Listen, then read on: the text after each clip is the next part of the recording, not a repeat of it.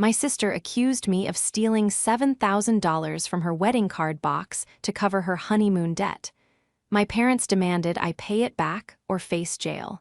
They didn't know I'd already visited the venue manager. One click of a flash drive at dinner didn't just clear my name, it destroyed their perfect little world. This is where the story truly begins, and you won't want to miss what happens. Make sure you're subscribed to see it through to the end. We're always curious. Where in the world are you all watching from today? Let us know in the comments. I was sitting in my living room, the kind of silence around me that usually felt peaceful, but that evening, it felt heavy, like the air before a thunderstorm. I was still recovering, physically and emotionally, from the sheer exhaustion of the weekend. My sister's wedding had been a 3-day marathon of excess, stress, and forced smiles, and I had just returned to my apartment, looking forward to a week of absolute nothingness. I had taken a few days off from my job as a forensic accountant, a career that demanded intense mental focus, and I was feeling the burnout deep in my bones.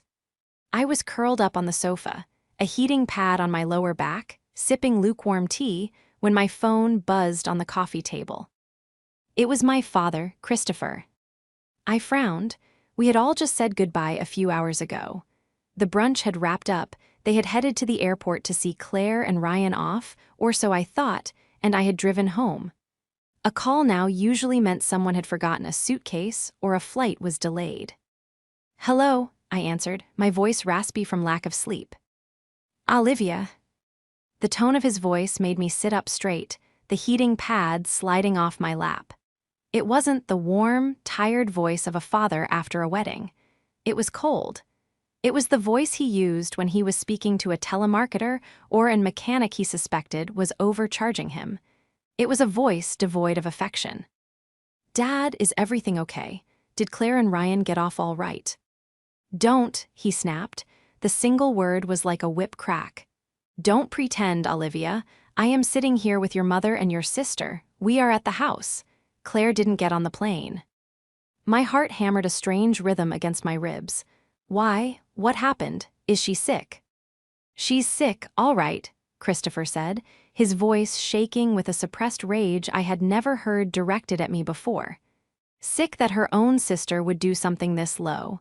"The card box, Olivia. The envelope box from the reception." I blinked, confused. "What about it?" "It's empty," he said. "Well, not empty. The cards are there. But the cash, the checks, every single envelope that had money in it was opened and stripped. Claire did a count just before they left for the airport because they wanted to deposit the cash for the exchange rate in Bali. $7,000, Olivia. $7,000 is gone." "That's awful," I gasped, my mind instantly racing through the security protocols of the venue, my professional brain kicking in. "Okay, well, the venue has insurance, and we need to call the police immediately to file a report so." "Stop it," he roared. I flinched, pulling the phone away from my ear. "Stop the act. Claire saw you. She saw you near the table while everyone was lining up for the sparkler exit. You were the only one near the gift table for 20 minutes. And Susan saw you putting a thick white envelope into your purse before you left." "Dad, that was my parking validation and the thank you note Claire gave the bridal party," I protested, my voice rising in panic. "I didn't touch the box. I wouldn't touch the box." "Claire is in tears," he shouted over me. "Her honeymoon is ruined because of you. She knows you've been jealous of this wedding for months. She knows you think they spent too much. So you decided to teach them a lesson. You decided to tax them." "I am not jealous. I helped pay for the flowers," I screamed back, tears stinging my eyes. The accusation was so sudden, so ludicrous, I couldn't process it. "We know you're struggling, Olivia," Christopher said, his voice dropping to a condescending, icy calm that was somehow worse than the shouting.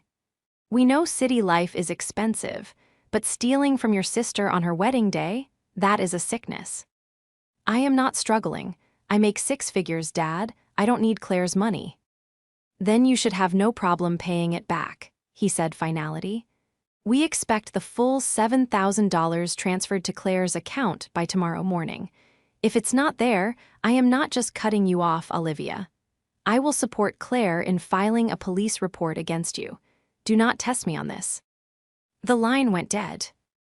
I stared at the phone, the silence of the apartment rushing back in, but now it wasn't peaceful. It was suffocating. My hands were trembling so hard I dropped the phone onto the rug. I felt the bile rise in my throat, a physical rejection of the reality I had just been thrust into. It wasn't just the accusation, it was the readiness. They didn't ask me if I saw anything. They didn't ask if I knew what happened. They decided, instantly and without a shred of doubt, that I was a thief. The betrayal cut deeper than any knife. It was a precise, surgical removal of my place in this family. I spent the next hour in a state of paralysis. I sat on the floor where I had dropped the phone, staring at the wall. My mind, usually so adept at following money trails and spotting discrepancies in ledgers, was short-circuiting. The emotional weight of my father's words pressed down on me like a physical burden. "Claire saw you." That was the line that kept replaying. Claire saw me, but I hadn't been near the box. During the sparkler exit, I had been in the bathroom helping the maid of honor, Sarah, get a red wine stain out of her dress. I wasn't even in the main hall. Claire was lying. I forced myself to stand up. I needed to drink water. I needed to breathe.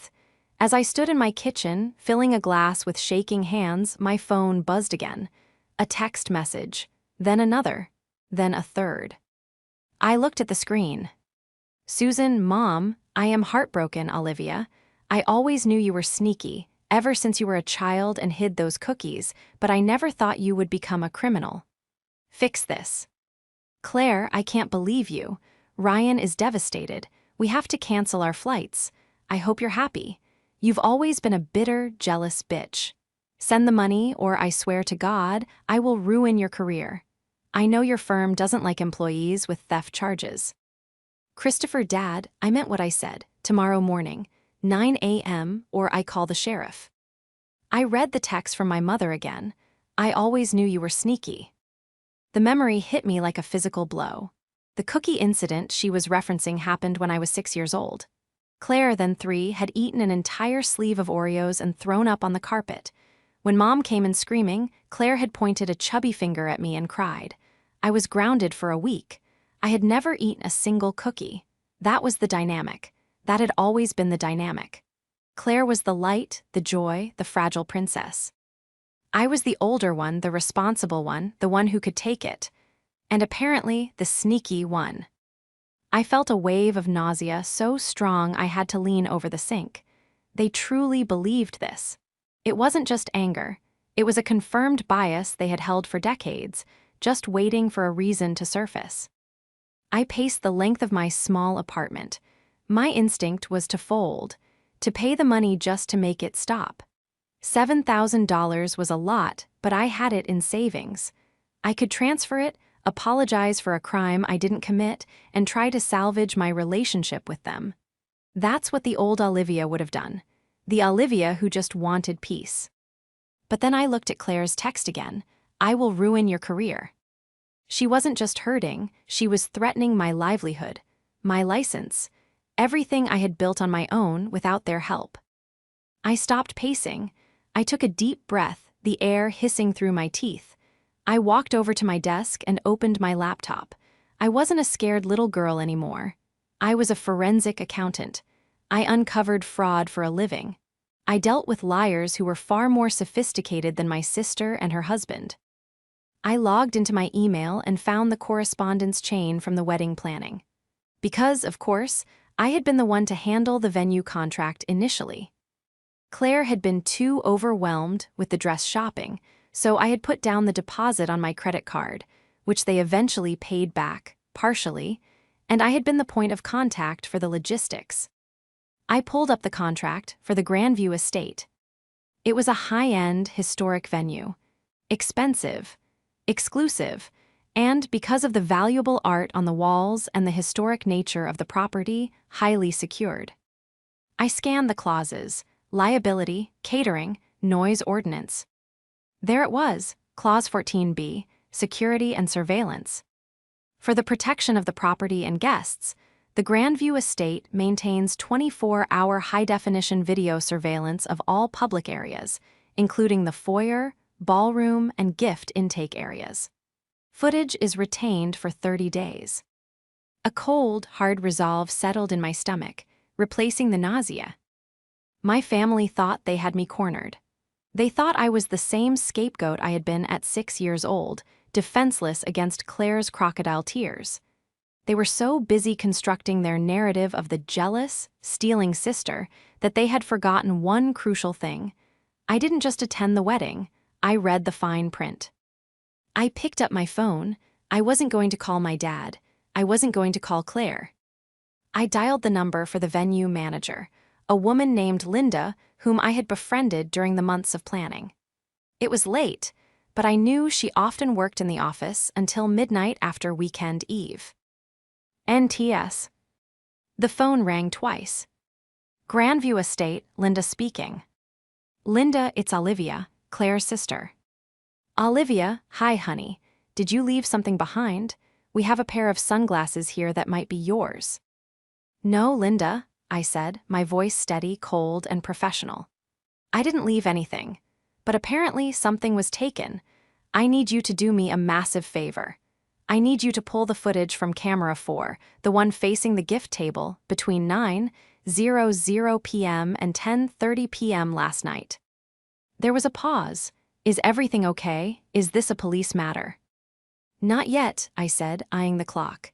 But it might be. Can you send me the file? I'm the contract holder on file, remember? Technically, yes, your name is on the main agreement, Linda said slowly. Okay, give me 10 minutes. I'll email you a secure link. Thank you, Linda. You have no idea what you just did for me. I hung up and sat back in my chair. They wanted a fight. They wanted to talk about who was sneaky. I stared at the black screen of my laptop, waiting for the email notification. They had no idea what was coming. While I waited for Linda's email, the history of my relationship with Claire washed over me, a montage of sacrifices that had gone unnoticed. I was 29, Claire was 26, 3 years difference, but it felt like a generation. I was the practice child, the one my parents learned on. They were strict with me about grades, curfews, and money. By the time Claire came along, they were tired, or maybe they were just charmed. Claire was beautiful, charismatic, and demanding.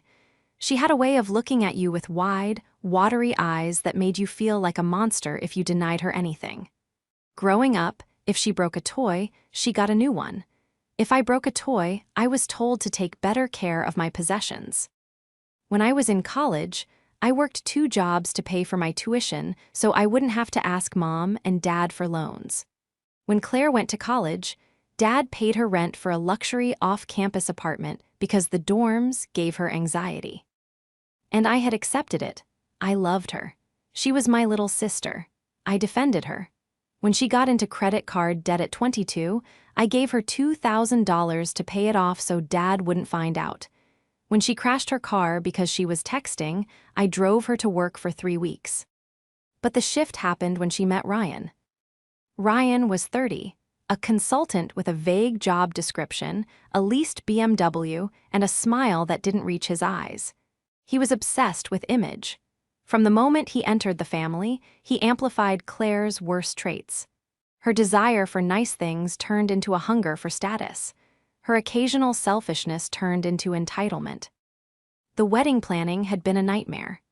Claire and Ryan wanted a $50,000 wedding on a $20,000 budget. My parents, Christopher and Susan, had dipped into their retirement savings to help. I had paid for the florist and the DJ as a gift, totaling nearly $4,000. But it was never enough. I remembered a dinner 2 weeks before the wedding. Ryan had been complaining about the cost of the honeymoon, a luxury tour of Bali. It's just ridiculous, Ryan had said, stabbing at his steak. We deserve a break. I mean, with the stress of this wedding, we should be going away for a month, not 10 days. Maybe you could scale back the floral arrangements, I had suggested gently. Ryan had looked at me with a sneer. Easy for you to say, Olivia. You live like a monk. Claire has standards. We aren't going to have a trashy wedding just because you think we should save pennies." Claire had laughed. "Yeah, Liv, don't be such a buzzkill. We'll get a ton of cash gifts. Everyone knows the rule is to cover your plate plus extra. We're inviting 200 people. We'll probably profit." "We'll probably profit." The words echoed in my head now. That was their mindset. The wedding wasn't a celebration of love, it was a fundraising event. They had counted that money before it was even in the box, and now that they had likely overspent on something else, or perhaps the guests hadn't been as generous as they hoped, they were panicking. And who was the easiest target to fill the gap? The sister with the good job and no husband to defend her. The sister Mom already thought was sneaky. The email notification pinged. From Linda at Grandview Estate subject. Requested footage, camera 4. My heart hammered against my ribs. This was it. I clicked the link. The video player opened. The footage was crisp, high-definition black and white night vision, but the reception hall was well lit enough that it was in color. The time stamp read 9:15 p.m. I watched. There was the table, the white satin box with the slot in the top. Guests were mingling in the background. At 9:22 p.m., I saw myself walk past the table. I paused. My heart stopped. Did I touch it? No. I adjusted a picture frame that had fallen over next to the bow. X smiled at a passing waiter and kept walking toward the restrooms. I was in frame for maybe 6 seconds. I fast-forwarded. 9:45 p.m. The DJ announced the sparkler exit setup. The room began to clear out. At 9:52 p.m., the room was nearly empty. Then movement. 2 figures walked into the frame. They moved quickly, purposefully. They didn't look like thieves sneaking in from the outside. They looked like they owned the place.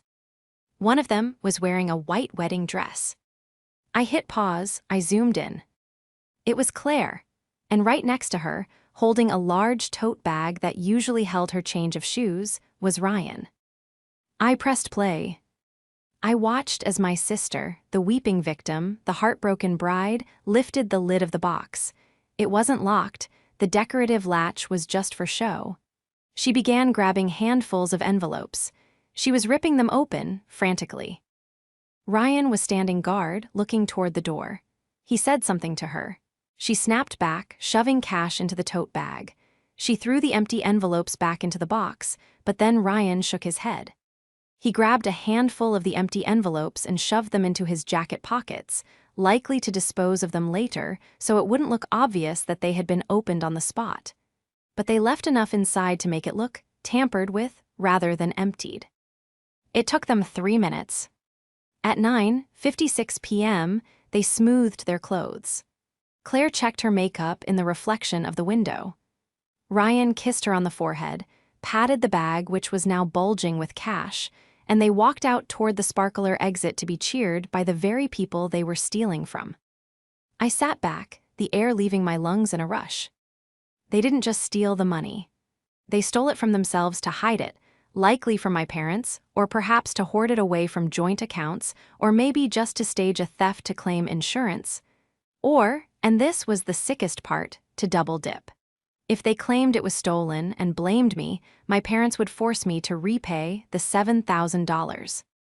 They would keep the original $7,000 and get another $7,000 from me. It was a $14,000 swing. I looked at the freeze frame of Claire's face. She wasn't crying, she was smiling. It was a greedy, triumphant smile. A cold fury replaced my shock. My sadness evaporated. I wasn't the little sister anymore. I wasn't the sneaky one. I was the one with the evidence. I downloaded the file. I saved it to my hard drive. Then I saved it to the cloud. Then I reached into my desk drawer and pulled out a plain black USB flash drive. I transferred the file. Then I picked up my phone. I didn't text Claire. I texted my dad. To Christopher, I will bring the money, but I want to do it in person. I want everyone there. Mom, you, Claire, and Ryan, dinner tomorrow night at the house. I want this resolved face-to-face. His reply came 1 minute later. "Christopher, good choice, we will be waiting. 7 p.m. I looked at the flash drive in my hand. It felt heavy, like a loaded weapon. "See you at dinner," I whispered to the empty room. The morning of the dinner, I didn't wake up feeling like a victim. I woke up like a forensic accountant on the verge of closing a major case. The fear I had felt the previous night, the trembling hands, the nausea, had calcified into a cold, hard determination. My family wanted to talk about money. Fine, we would talk about money. But we weren't going to talk about my savings, we were going to talk about theirs. I sat at my kitchen table, a fresh pot of black coffee beside me, and logged into my work laptop. I wasn't doing this on company time, technically, but I was using the skills and the public record databases that my subscription fees paid for. I had the smoking gun video, but my training told me that theft is rarely an isolated incident. People don't just decide to rob their own wedding guests on a whim. There is always a precursor. There is always a pressure point. I started with Ryan. He liked to present himself as a high-flying business consultant. He drove a leased BMW 5 Series. He wore a Rolex that I had always suspected was a high-quality replica. My parents ate it up, bragging to their friends about their successful son-in-law who was in finance. I pulled up the public records for the county. I started with civil court records, nothing under his current address. I expanded the search to his previous address in the city. Bingo! 2 years ago, a judgment for $4,500 from a landlord for unpaid rent and damages. It was listed as satisfied only 6 months ago. Interesting, who paid that off? I dug deeper. I checked the UCC filings, Uniform Commercial Code. These are public records that lenders file when they have an interest in personal property, usually for business loans or high-risk personal loans. There was a filing from 4 months ago. The creditor wasn't a bank. It was a company called QuickCap Solutions, LLC. A quick Google search revealed they were a IG Interest, short-term lending agency, a predatory lender. The kind you go to when the banks have already said no. The secured collateral listed? Future receivables. It was a business loan, but for a consulting firm that had no website, no LinkedIn presence, and its registered address was a P.O. box at a UPS store. The amount financed, $15,000. I leaned back, sipping my coffee. Ryan was drowning. He had taken out a high-interest loan 4 months before the wedding. Why? To pay for the ring? To pay for the deposit on the BMW? It didn't matter. What mattered was that the payments on a loan like that would be aggressive, weekly draws. If he missed them, they would come after him hard. Then I looked at Claire. My sister had a job as a marketing coordinator.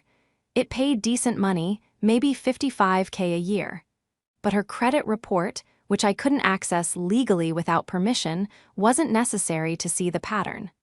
I looked at her Venmo history, which she had foolishly left public. In the last 3 months, there were dozens of outgoing payments to Ryan. Captions like rent help, car payment, and groceries. She was subsidizing him. The rich husband was bleeding her dry, and now they were both bleeding out. The wedding wasn't just a party, it was a lifeline. They needed that cash box to be full. And when they realized the cash gifts might not cover the QuickCap loan and the honeymoon, they panicked. They decided to double dip. Steal the cash to hide it from the debt collectors or use it immediately, and then extort me for another $7,000 to cover the loss. It was a Ponzi scheme built on tulle and buttercream frosting. I printed everything: the judgment, the UCC filing, the screenshots of the Venmo transactions. I organized them into a crisp manila folder. Then I went to the bank. I withdrew $7,000 from my savings account in the form of a cashier's check made out to Claire and Ryan. The teller smiled at me, a late wedding gift. I looked at the check, the paper smooth and heavy in my hand. Something like that, it's for an education. Oh, are they going back to school? No, I said, sliding the check into an envelope. But they are definitely going to learn a lesson today. I went home, showered, and put on my court armor, a sharp navy blazer, tailored trousers, and heels that clicked with authority on the floor. I put the flash drive in my blazer pocket. I put the manila folder in my bag. I put the check in my purse. I was ready. The drive to my parents' house took 40 minutes. Usually, this drive was filled with a low-level anxiety, a rehearsal of what I would say to avoid criticism. Yes, Mom, I'm dating. No, Dad, I didn't get a promotion yet. Today, the anxiety was gone. It was replaced by a buzzing adrenaline, a hyper-awareness of every detail. The sun was setting as I pulled into the driveway, casting long shadows across the perfectly manicured lawn that my father prized above all else. His truck was there. Claire's car was there. Ryan's BMW was parked right in the center, taking up 2 spots as usual. I walked to the front door and didn't knock. I used my key. I stepped into the foyer. The smell of pot roast wafted from the kitchen, my mother's serious family discussion meal. "We're in the dining room," my father's voice boomed. I walked in. The table was set with the good china, which felt grotesque given the circumstances.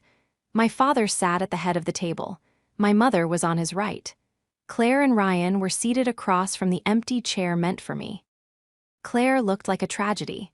She was wearing no makeup, her hair was in a messy bun, and she was wearing an oversized sweatshirt. She was playing the role of the traumatized victim to perfection. Ryan, on the other hand, looked twitchy. He was wearing a polo shirt that was too tight, and his leg was bouncing under the table. "Sit down," my father said. I pulled out the chair and sat. I placed my purse on the floor and my leather bag on the table. "I'm glad you came," Susan said, her voice tight and pinched. She didn't look me in the eye. She was looking at my hands as if checking for invisible handcuffs. "I was praying you would do the right thing, Olivia. I told your father, she's lost her way, but she's not evil. She'll fix this." "I'm here to fix it," I said calmly. "Do you have the money?" Ryan asked. He didn't even say hello. His eyes were locked on my bag. "I have a cashier's check for $7,000 right here," I said, tapping my purse. Ryan let out a visible breath, his shoulders sagging. Claire sniffled, wiping her dry eyes. "I just don't understand why you did it, Liv. Was it because I didn't let you give a speech? Was it because you're jealous that I got married first? I mean, stealing from my wedding. It's just so sick." "It is sick," I agreed, looking her dead in the eye. "It's a betrayal of the highest order." My father cleared his throat. "Let's not rehash the crime. Olivia is here to make restitution. We agreed that if she pays the full amount today, we will not involve the police. We will keep this within the family. But Olivia, you need to understand that things are going to change. We can't trust you around the house anymore." "I understand," I said. "Trust is a fragile thing. Once it's broken, it's almost impossible to get back." "Exactly," Susan said, nodding self-righteously. "I hope you're seeking help, Olivia, therapy, something." "I did a little investigation of my own," I said, ignoring her comment. I kept my voice light, conversational. "Because, you know, as a forensic accountant, it just didn't sit right with me. It's a bold crime. $7,000 in a public room with cameras." Ryan froze. The bouncing of his leg stopped instantly. "What do you mean, cameras?" "The venue," I said. "The Grandview Estate. Did you know their contract stipulates high-definition surveillance of all gift intake areas? Clause 14B, I read it when I booked the place for you." "There were no cameras in that corner," Ryan said quickly, too quickly. "I checked. I mean, we looked around. It was a dark corner." "You checked for cameras?" I asked, raising an eyebrow. "We looked for the box," Claire interjected, her voice rising to a shriek. "After we realized the money was gone. Stop trying to distract us, Olivia. Just give us the check." "I'm not distracting you," I said. "I'm just curious. Because if I stole the money, surely the cameras would show it, right? And if the cameras show it, you'd have all the proof you need to send me to jail. Why didn't you ask the venue for the footage, Dad?" My father frowned. "We didn't need footage. Claire saw you, that's enough for me." "Eyewitness testimony is notoriously unreliable," I said, "especially when the witness has a motive to lie." How dare you? Susan slammed her hand on the table. You steal from your sister and then call her a liar at the dinner table? Give us the check and get out. You are not welcome to eat with us. I agree, Christopher said, his face reddening. Hand it over, now. Okay, I said, but before I do, I have a question for Ryan. I turned my gaze to him. He looked like a trapped animal. Sweat was beading on his upper lip. How is QuickCap Solutions treating you, Ryan? The silence that followed was absolute. It was the kind of silence where you could hear the refrigerator humming in the next room. Ryan's face drained of color, turning a sickly shade of gray. I don't know what you're talking about. QuickCap Solutions, I repeated, enunciating every syllable. The predatory lender you borrowed $15,000 from 4 months ago at an APR that would make a loan shark blush. The loan secured against the future receivables of a consulting business that doesn't seem to exist.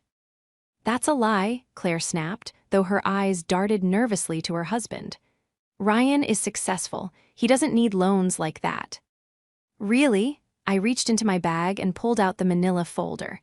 I slid it across the polished mahogany table toward my father. Open it, Dad. I'm not looking at your fake papers, Christopher spat. This is just another one of your manipulations. You're trying to shift the blame. It's a public record, Dad, a UCC filing, and a judgment for unpaid rent from his last apartment, and Claire's Venmo history showing she's been paying his car note for 3 months. My father hesitated. The specificity of the accusations was getting to him. He looked at the folder, then at Ryan. Ryan, is this true? She's crazy, Ryan stammered, standing up. This is harassment. She hacked me. This is illegal. It's public record, I said calmly. And it establishes motive. You're broke, Ryan. You're drowning in debt. You needed that wedding cash to pay off the loan shark before they started calling your house. But the envelope box wasn't enough, was it? Or maybe you just got greedy. Why settle for $7,000 when you can steal $7,000 and then guilt-trip your wife's family into giving you another $7,000? Shut up, Claire screamed. She stood up too, knocking her chair back. You are just jealous because I have a husband who loves me and you're alone. You're trying to ruin my marriage because you're miserable. I'm trying to save you from a felon, I shot back, my voice finally rising, matching their energy. Claire, look at him. Look at his face. He knows I'm right. Susan stood up now, shaking her finger at me. That is enough. I will not have you slander this young man in this house. He has been nothing but respectful and kind. You are projecting your own failures onto him. I want you to leave. Leave the check and get out. I don't want to see you until you've apologized. You want the check? I stood up, grabbing my purse. I have it, it's right here. I pulled out the envelope. Ryan's eyes locked onto it. He looked like he was about to lunge across the table. But I'm not giving it to you, I said, because I don't owe you a dime. You admitted it, Dad shouted. You said you brought the money. I brought the money to show you that I could pay it if I wanted to show you that $7,000 is not a life-changing amount of money for me. But for them, I pointed at Claire and Ryan, it's everything. Get out, my father roared, pointing at the door. I am disowning you, Olivia. You are finished in this family. Fine, I said. Disown me. But before I walk out that door, you are going to watch one thing. You said Claire saw me at the table. You said I was the only one there. She saw you, Susan cried. Then you should have no problem watching the video of the actual theft, I said. I walked over to the large flat-screen TV mounted above the fireplace. It was the pride and joy of my father's living room. What are you doing? Claire asked, her voice suddenly small. What video? The security footage from the Grandview estate, I said, reaching into my pocket and pulling out the black flash drive. Camera 4. 9:52 p.m., the exact moment the money disappeared. Don't plug that in, Ryan said, his voice low and threatening. He took a step toward me. Sit down, Ryan, I warned, my voice icy. Or I call the police right now and show them the footage instead. My father looked between me and Ryan. The confidence in his eyes was faltering. He saw the fear in Ryan's posture. He saw the panic in Claire's eyes.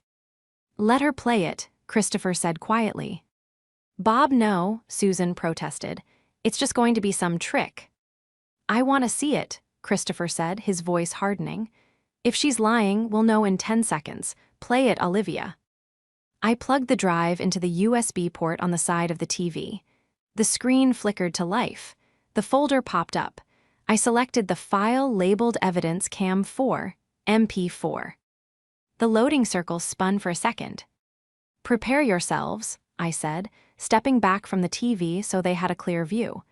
Because sneaky doesn't even begin to describe what you're about to see. The room was dim, illuminated only by the cold, blue light of the 60-inch television screen. I stepped to the side, leaning against the mantel of the fireplace, my arms crossed. I watched them watch the screen. It was a surreal moment, seeing my family, my tormentors, frozen in a tableau of impending doom.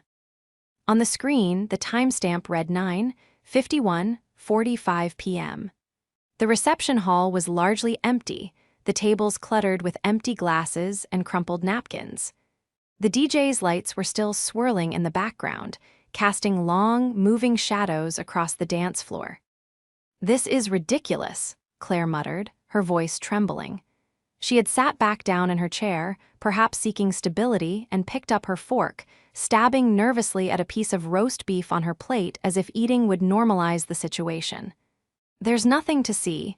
You're just wasting our time." "Just watch," I said softly. At 9:52, 10 p.m., the movement started. Two figures entered the frame from the left, moving with a quick, furtive urgency that was unmistakable. The camera angle was high, looking down at the gift table, but the resolution was crystal clear. It was Claire, and it was Ryan. My mother gasped. It was a sharp intake of breath that sounded like she had been punched in the gut. Christopher leaned forward, his eyes narrowing, his mouth slightly open. On screen, Claire, wearing her custom-altered Vera Wang gown, looked around the room. She wasn't looking for guests to thank. She was checking the sightlines. Ryan stood with his back to the table, acting as a lookout, his head swiveling left and right. "That's," my father whispered, "that's you." "No," Claire whimpered. She was staring at the screen, her face pale. The fork in her hand was shaking violently. On the video, Claire reached for the box. She didn't treat it with the reverence of a bride appreciating gifts. She attacked it. She flipped the lid open. Her hands, manicured and ring-clad, dove into the pile of envelopes. We watched in high-definition silence as she began ripping them open. She wasn't reading the cards. She wasn't looking at the heartfelt messages from aunts and cousins. She was tearing the paper, extracting the cash and checks, and tossing the cards back into the box. "Hurry up," Ryan seemed to mouth on the screen, turning to help her. He grabbed a handful of envelopes, stuffing some into his jacket pocket and ripping others open, shoving the cash into the tote bag Claire was holding open. The greed on their faces was palpable. It wasn't just desperation, it was a frenzied, ugly avarice. They looked like vultures picking at a carcass. At 9:54:30 p.m., Claire held up a thick envelope, likely from my grandmother, and pulled out a stack of $100 bills. She kissed the money, actually kissed it, then she shoved it into the bag. In the dining room, the silence was shattered by a single metal. Lick-clang. Claire dropped her fork. It hit the fine china plate with a sound that rang like a gunshot in the quiet room. She didn't pick it up. She just stared at the image of herself kissing the stolen cash, her mouth agape, her eyes wide with a horror that had nothing to do with remorse and everything to do with being caught. "You," Susan's voice was a whisper, barely audible. She turned her head slowly to look at her golden child. "You stole it." "It's not what it looks like," Ryan shouted, jumping up from the table. He pointed at the screen. That's out of context. We were just moving it for safekeeping." "Moving it?" I asked, my voice cutting through his panic. "By ripping open the envelopes, by stuffing the cash into a gym bag and leaving the cards behind, by kissing the money, Claire." "We were going to deposit it," Ryan yelled, sweat now pouring down his face. We didn't want it to get stolen. So you took it for safekeeping, Christopher said, his voice rising, a deep, rumbling baritone of fury. And then, you called me. You called me and told me Olivia stole it. You told me you saw her. Claire stammered. She looked from the TV to our father. Daddy, please, you don't understand, the pressure. The wedding costs so much. You lied to me, Christopher roared, slamming his fist onto the table. The glasses rattled. You looked me in the eye, crying, and told me your sister was a thief. You tried to make me have her arrested. It was Ryan's idea, Claire screamed, the dam finally breaking. She pointed a trembling finger at her husband. He made me do it. He said we needed the money for the loan sharks. He said if we didn't pay them, they would take the car. He said blaming Olivia was the only way to get double. You witch, Ryan turned on her, his face contorted. You were the one who said Olivia was an easy target. You said, Mom already thinks she's sneaky, they'll believe anything. You wanted the honeymoon. You wanted the Bali trip. I didn't want to go to jail, Claire shrieked, sobbing hysterically now. You ruined everything. I watched them turn on each other, the perfect couple dissolving into a puddle of recriminations and hatred. It was ugly, it was pathetic, and it was the most satisfying thing I had ever seen. Susan was weeping silently, her face buried in her hands. The image of the sneaky sister she had constructed in her mind was shattering, replaced by the reality of the daughter she had spoiled into a monster. You wanted double, Christopher said, his voice shaking with disgust. He was looking at Ryan. You stole $7,000 from the guests, and you wanted another $7,000 from Olivia. You tried to extort my daughter. Christopher, please, Ryan begged, holding up his hands. It's just business. We were in a tight spot. We can fix this. I can. Get out, Christopher said. What? Get out, my father stood up, knocking his heavy chair backward. Get out of my house. Both of you, get out before I kill you. Daddy, Claire wailed. Don't you daddy me, he shouted, his face purple with rage. You are a liar, you are a thief, and you tried to destroy your sister's life to cover your own greed. I am ashamed. I am ashamed that you carry my name. Ryan grabbed his keys off the table. He didn't wait for Claire. He bolted for the door. Claire stood up, sobbing, looking at me. Olivia, please, help me. Tell him to stop. I looked at her. I looked at the sister I had protected for 20 years. The sister I had driven to school. The sister I had laid out. And I felt nothing. The cord was cut. I think you should go, Claire, I said calmly. You have a honeymoon to cancel. She wailed again and ran out the door after Ryan. We heard the front door slam, then the screech of tires as Ryan peeled out of the driveway, likely leaving her to drive her own car.